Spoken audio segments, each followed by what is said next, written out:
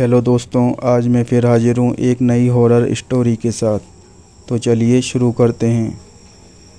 सुरेश आज बड़ा ही खुश था क्योंकि वह कॉलेज से अपने मित्रों के साथ प्रोजेक्ट के लिए पहाड़ी जंगलों में औषधीय जड़ी बूटियों के लिए शोध करने जाने वाला था।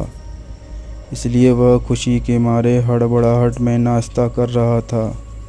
उसकी माँ उससे कह रही थी, आराम से खाओ, अभी बहुत समय है, गले में अटक जाएगा। पर उसे तो जैसे तैसे अपना नाश्ता ख़त्म करके निकलना था। इसलिए माँ की बातों को अनसुना कर उसने फटाफट नाश्ता ख़त्म किया। उसके दोस्त अजय की उसे आवाज़ सुनाई दी, जो उसे लेने उसके गेट से उसे चिल्ला रहा था। वह अपने पिताजी की जीप ले आया था। उसके साथ रोजी, सोनिया, मुकुंद और रिया थी। वह सबको पिकअप करते हुए सुरेश को लेने उसके घर पहुंचा। वहां से उन्हें कॉलेज होते हुए जंगलों की तरफ जाना था। सुरेश अपना बैग उठाता हुआ बाहर की तरफ निकला। जाते जाते माँ ने उसे एक खंजर पकड़ा दिया, जंगल में जंगली जानवरों से खुद की रक्षा के लिए। बाहर आकर उसने सभी को हाय हेलो कर जीप में बैठ गया। वे लोग सबसे पहले कॉलेज पहुँचे। वहाँ अपना अटेंडेंस लगवाकर वे लोग जंगल की तरफ निकल पड़े। वे लोग घुमावदार रास्तों से होते हुए पहाड़ों की तरफ बढ़ चले। पहाड़ी वादियों में बहुत घने जंगल होते हैं। जंगल भी इतने भयंकर कि वहाँ कोई जाना पसंद ना करे। यहाँ के जंगल बड़े बड़े पेड़ों से इस तरह भरे रहते हैं कि सूरज की रोशनी उन तक ना पहुँचे। यह जंगल इतना घना था कि यहाँ सदियों से कोई इंसान आया ही नहीं था। लोग यहाँ आने से घबराते थे। जंगल के मुहाने पहुंचकर वे लोग जीप साइड में लगाकर पैदल ही जंगल में आगे बढ़ गए। वे मजाक मस्ती करते हुए आगे बढ़ रहे थे तथा जगह जगह रुककर जड़ी बूटियों को ढूंढ रहे थे। लड़कियों को जंगल में और अंदर जाने से डर लग रहा था, क्योंकि आगे जंगल बहुत ही घना होने के कारण वहाँ रोशनी की कमी थी। चारों तरफ पक्षियों की चहचहाने की आवाज़ें गूंज रही थी। कहीं कहीं जानवरों के चिल्लाने की आवाज़ें आ रही थी। उन्हें एक बोर्ड नज़र आया जिस पर लिखा था कि आगे जाना निषेध है। उन्होंने उस बोर्ड की तरफ ध्यान नहीं दिया। वे लोग आगे बढ़ते रहे। अपने बचाव के लिए सुरेश और अजय के पास हथियार थे, बाकी निहत्थे थे। सुरेश और अजय को अपने साथ साथ अपने मित्रों की भी रक्षा करनी थी। इसलिए सुरेश आगे तथा अजय पीछे चल रहा था। जंगल में वे इतनी दूर निकल आए कि अब वापसी पर उन्हें रास्ते का पता नहीं चल रहा था। आज तक इस जंगल में कोई नहीं आया था, इसलिए वहाँ पगडंडी वगैरह नहीं बनी थी। वे लोग रास्ता खोजते खोजते परेशान हो गए। रोजी कहने लगी, हमने तो पहले ही मना कर दिया था, ज़्यादा अंदर नहीं जाएंगे, पर तुम लोग हमारी बात सुने तब ना। रिया ने भी रोजी की हाँ में हाँ मिलाई। सोनिया चुपचाप थी। मुकुंद को बड़ी ज़ोर से भूख लगी थी। सुबह का नाश्ता तो चलते चलते पच चुका था। वैसे भी वह पेटू था, उसे तो हर थोड़ी थोड़ी देर में भूख लग जाती थी। उसने पूरा इंतज़ाम कर रखा था। उसने अपने बैग में खूब सारा खाने पीने का सामान भर रखा था। चलते चलते वे एक खंडर के पास पहुंच गए। अब उनके चेहरे पर एक खुशी की लहर दौड़ गई थी। उन्होंने इस जगह को खोज निकाला था। काफ़ी पुराना छोटा सा महलनुमा खंडर था। बाहर बहुत सारी झाड़ियाँ झनकार उगी हुई थी। दरवाजे का पता नहीं था। अंदर पुराने समय में पत्थरों को उकेरकर बनाई गई टूटी फूटी मूर्तियाँ नज़र आ रही थी। वह अंदर जाकर कुछ जगह साफ कर सुस्ताने बैठ गए। सुरेश और अजय सुरक्षा की दृष्टि से आसपास का मुआयना करने लगे। उन्होंने वहाँ कुछ नाश्ता पानी किया। यह उनके लिए एक रोमांचकारी पिकनिक साबित हो रहा था। थोड़ी देर आराम करने के बाद वे उठे और खंडर के कमरे का मुआयना करने लगे। कुल 5 कमरे नज़र आ रहे थे। 5वें कमरे में एक कॉर्नर पर नीचे जाने के लिए कुछ सीढ़ियाँ नज़र आ रही थी। वहाँ अंधकार ज़्यादा होने के कारण वे बाहर ही रह गए। बाहर आकर उन्होंने कुछ घास तथा मोटी लकड़ियों से 4 मसाले बनाई और उसे जलाकर अंदर पहुँचे। मुकुंद ने कहा, अब अच्छा है, कुछ दिखाई तो दे रहा है। सुरेश ने ध्यान से चलने को कहा। उसने कहा, जरा ध्यान से चलना, कहीं सांप बिच्छू ना हो। अजय कहने लगा, हाँ, यहाँ अब तक कोई इंसान नहीं आया। क्या पता कितने सालों पुराना महल होगा। वे सीढ़ियों के रास्ते से नीचे जाने लगे तो भड़बड़ाते हुए मसालों की रोशनी से चमगादड़ों का झुंड उड़ता हुआ उनके सिर के ऊपर से बाहर निकल गया। रिया और रोजी की तो चीख निकल गई। वे बहुत डर गए। वे लोग डरते डरते अंदर तहखाने में पहुंच गए। नीचे उन्होंने देखा पत्थरों की कुछ सुंदर मूर्तियां थीं। कुछ पत्थरनुमा सामान यहाँ वहाँ बिखरा पड़ा था। एक जगह पर एक आईना पड़ा हुआ था। उसका फ्रेम बड़ा ही नक्काशीदार लकड़ियों से बना था, जो अपने आप में एक अद्भुत कारीगरी से भरपूर था। उस पर बहुत मोटी धूल जमा हुई थी। सुरेश ने उस आईने को उठाया। वह बहुत भारी था। उसे बाहर लाने में वह पसीना पसीना हो गया। तीनों लड़कियों ने मिलकर उसे साफ किया। उस आईने में एक अद्भुत कशिश थी जो उन्हें अपनी तरफ आकर्षित कर रहा था। उसके पीछे संस्कृत में लिखा हुआ था, यह आईना शापित है, कृपया इससे दूर रहें वरना फंस जाओगे। यह एक चेतावनी थी। उन्होंने इसकी तरफ ध्यान नहीं दिया। वे उसे अपने साथ ले जाने के लिए खंडर से बाहर आए, पर बाहर तो अंधेरा हो चुका था। वैसे ही वे लोग रास्ता भटक चुके थे। अब रात अंधेरे में किस तरह बाहर पहुंचा जाए, इसका पता न था और फिर जानवरों का भी डर था। इसलिए उन्होंने रात खंडर में ही बिताने की कोशिश की। आग जलाने के लिए उन्होंने यहाँ वहाँ से कुछ लकड़ियाँ इकट्ठी की। कुछ लकड़ियों से उन्होंने कैंप फायर बनाया तथा कुछ लकड़ियों को खंडर के दरवाजे के पास जला दिया, जिससे जंगली जानवर अंदर ना आ सके।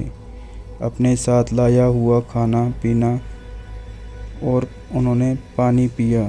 फिर थोड़ी देर बैठकर यहाँ वहाँ की बातें की, मजाक मस्ती की और फिर सोने की तैयारी करने लग गए। उन्होंने निश्चय किया कि हर कोई 1 घंटा जागेगा निगरानी के लिए। लड़कियां एक तरफ और लड़के एक तरफ लेट गए। सबसे पहले सुरेश जाग रहा था। बाकी सभी थके हुए थे तो सभी को नींद आ गई। सुरेश पहरेदारी कर रहा था। उसने आईना देखा। वह एक बहादुर और निडर किस्म का लड़का था। उसे वह साधारण आईना लग रहा था। उसने अपने आप को निहारा तो वह निहारता रह गया। उसे लगा आईना उसे अपने अंदर खींच रहा है। उसने जैसे तैसे आईना से अपनी नज़रें हटाई। जैसे ही उसने नज़र हटाई, सब कुछ सामान्य हो गया। वह समझ गया यह आईना सचमुच से शापित है। जो इसे थोड़ी देर देखेगा वह इसमें डूबता चला जाएगा और इसी में समाहित हो जाएगा, इसके अंदर फंस जाएगा। उसका 1 घंटा समाप्त हो चुका था। उसने मुकुंद को उठाकर खुद लेट गया। उसने उसे कुछ नहीं बताया। उसने सोचा इसे बताऊंगा तो ये डर जाएगा। मुकुंद आग के पास बैठकर अपने हाथों को सेकता रहा। उसकी नज़र यहाँ वहाँ घूम रही थी। उसकी नज़र सामने रखे आईने पर गई। उसे लगा उसमें किसी की परछाई है। वह अपनी जगह से उठकर आईने की तरफ बढ़ा। इतने में सोनिया उठ गई। उसने रोजी को उठाया कि टॉयलेट जाना है।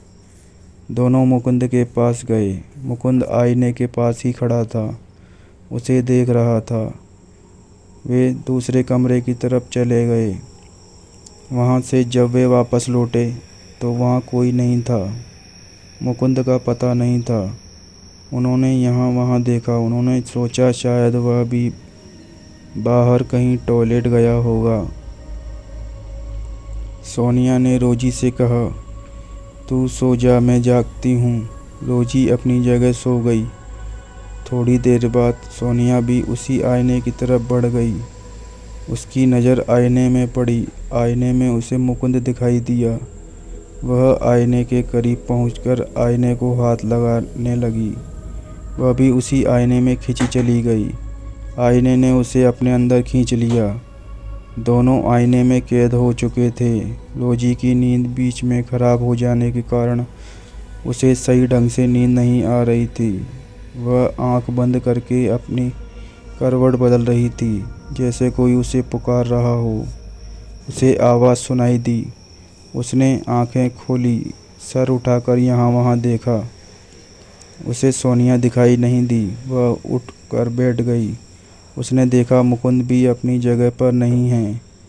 वह अपने आप में कुछ सोचकर मुस्कुराई और लेट गई। अभी आंख बंद भी नहीं हुई थी कि उसे सोनिया की आवाज़ सुनाई दी, जैसे वह रोजी को मदद के लिए पुकार रही हो। रोजी उठी। उसने यहाँ वहाँ देखा। उसकी नज़र आईने पर गई। उसे आईने में सोनिया दिखाई दी।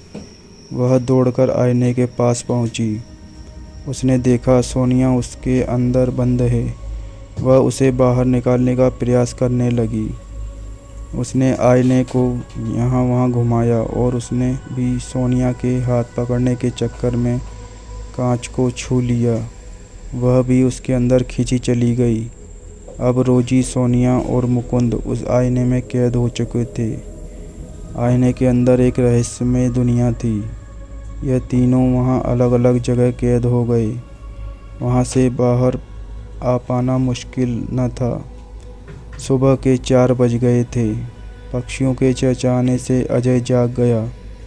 उसने यहाँ वहाँ देखा। उसे 3 लोग नहीं दिखाई दिए। पहले उसे लगा टॉयलेट गए होंगे, पर काफ़ी देर बाद वह उठकर इधर उधर देखने लगे। तीनों गायब हो चुके थे। उसने सुरेश और रिया को भी उठा दिया। उनसे कहने लगा, यहाँ 3 लोग गायब हो चुके हैं और अब हम 3 लोग ही बचे हैं। सुरेश ने अपने हाथों को अपने मुंह में दबा दिया। उसने अब इनको बताया कि सारी गलती मेरी ही है। मुझे तुम लोगों को जगाकर बता देना चाहिए था कि यह आईना बहुत खतरनाक है। यह आईना सचमुच शापित है। वह तीनों जरूर इसके अंदर कैद हो गए होंगे। हमें उन्हें बाहर निकालने की कोशिश करनी होगी। रिया ने पूछा, कैसे? यदि वे इसके अंदर चले गए तो हम उन्हें बाहर कैसे निकाल पाएंगे? अजय ने कहा, इसका राज भी यहीं कहीं होना चाहिए। तहखाने में यहाँ यह आईना पड़ा था। राज ने उन्हें हिदायत दी कि कोई भी आईने में नहीं देखेगा। इतने में अजय को रोजी की आवाज़ सुनाई दी। वह रोजी को बहुत चाहता था। उसने आईने में देखा। आईने में उसे रोजी नज़र आई। वह आईने की तरफ बढ़ गया। वह रोजी को देख रहा था। उसे बाहर निकालने की कोशिश में देखते ही देखते कुछ ही देर में वह भी आईने में खिंचता चला गया। रिया यह सब देखकर चीख पड़ी। सुरेश भी कुछ न कर सका। अजय भी आईने के अंदर कैद हो गया। अब 6 लोगों में से सिर्फ 2 ही लोग बचे थे। राज ने रिया से कहा, चाहे कुछ भी हो जाए, आईने में मत देखना। हमें यहाँ से बाहर निकलना है। सूर्योदय हो चुका था। हल्की रोशनी चारों तरफ फैल चुकी थी। तहखाने में अभी भी अंधेरा छाया हुआ था। वे मशाल जलाकर तहखाने में पहुंच गए। वहां उन्होंने हर एक चीज़ को बड़े ध्यान से देखा। उन्हें पता लगाना था कि अपने साथियों को बाहर कैसे निकाला जाए। अंदर तहखाने में उन्हें कुछ भी नहीं मिला। वे तहखाने से बाहर आ गए। आईना सूरज की रोशनी में साधारण सामान्य हो गया था। उन्होंने आईने को पेपर में पैक किया। वह एक साधारण आईने की भांति आराम से पेपर में पैक हो गया। वे उस आईने को वहां नहीं छोड़ सकते थे क्योंकि उसके अंदर उनके चारों मित्र कैद थे। इसलिए वे उसे साथ लेकर वहां से निकल पड़े। जंगल पूरा भूल भुलैया था। वे काफ़ी दूर चले गए, पर वे क्या देखते हैं कि घूम फिर कर फिर उसी खंडर के सामने पहुंच जाते। रिया चीखें मारकर रोने लगी। अपने ईश्वर से विनती करने लगी, हे ईश्वर, यह हम कहाँ फंस गए? अब क्या? हम यहाँ से कभी बाहर नहीं निकल पाएंगे। सुरेश ने रिया को धैर्य रखने को कहा और कहा, डरो नहीं, मैं तुम्हारे साथ हूँ। हम यहाँ से ज़रूर बाहर निकल जाएंगे, तुम चिंता मत करो। वह फिर चलने लगे। उन्हें ना प्यास लग रही थी ना भूख। उन्हें तो बस अब इस जंगल से बाहर निकलना था। इसलिए वे लगातार चलते रहे। चलते चलते शाम हो गई। वे फिर घूम फिर कर उसी खंडर के पास पहुंच गए। वह आज पूरे दिन भर चले थे, पूरी तरह से थके हुए थे। शाम हो चुकी थी, सूर्य अस्त हो चुका था, अंधेरा होने लगा। सुरेश के दिमाग में विचार आया कि क्यों ना इस कांच को तोड़ दिया जाए। शायद इसके कारण ही वे लोग इस जंगल से बाहर नहीं निकल पा रहे थे। उसने आव देखा न था और उस आईने को एक बड़े से पत्थर के ऊपर पटक दिया। वह आईना टूटा नहीं, उसके अंदर की रहस्यमयी शक्तियाँ वापस आ चुकी थी। अंधेरा घिर चुका था। आईने में से पेपर निकल चुका था। सुरेश को अपनी माँ का दिया हुआ खंजर याद आया। वह उस खंजर से ही उस कांच के ऊपर लगातार प्रहार करने लगा। रिया दूर खड़ी ये सब देख रही थी। उसे आईने में उनके मित्र दिखाई दे रहे थे। उसे ऐसे लगा सुरेश जैसे अपने ही मित्रों पर खंजर से प्रहार कर रहा हो। रिया ने सुरेश को मना किया, ऐसा मत करो, तुम अपने ही मित्रों को मार रहे हो। उसने सुरेश को दूर धकेला और आईने में अपने मित्रों को देखने के लिए आगे बढ़ी। उसने आईने में देखा, उसे वहाँ कोई नहीं दिखाई दिया, पर वह आईने के करीब पहुँच चुकी थी। वह लगातार आईने को ही देखे जा रही थी। आईने ने उसे भी अपने अंदर खींच लिया। सुरेश चीखता चिल्लाता रह गया। अब एक एक कर उसके सारे मित्र आईने में आकर उसे पुकारते, सुरेश तुम भी अंदर आ जाओ, अब अकेले क्या करोगे? पूरी रात सुरेश के साथ यही होता रहा। कभी कोई पुकारता तो कभी कोई पुकारता। इन सब आवाज़ों के चलते सुरेश का दिमाग ने काम करना बंद कर दिया। वह पागल हो गया। सुबह हो गई। वह आईना उड़कर तहखाने में अपनी जगह वापस आ गया। सुरेश भटकते भटकते अपने आप में बड़बड़ाते हुए सड़क तक पहुंच गया। यहाँ पुलिस वाले और उनके घर वाले उनकी तलाश कर रहे थे। उन्होंने सुरेश को देखा। वे सुरेश से उनके मित्रों के बारे में पूछने लगे, बाकी लोग कहाँ हैं? पर सुरेश कुछ भी बताने की हालत में नहीं था। वह पूरी तरह पागल हो चुका था। उसे अस्पताल में भर्ती कराया गया। सुरेश के बाकी सभी साथी जंगल में कहाँ भटक गए, यह लोगों के लिए एक राज बनकर रह गया।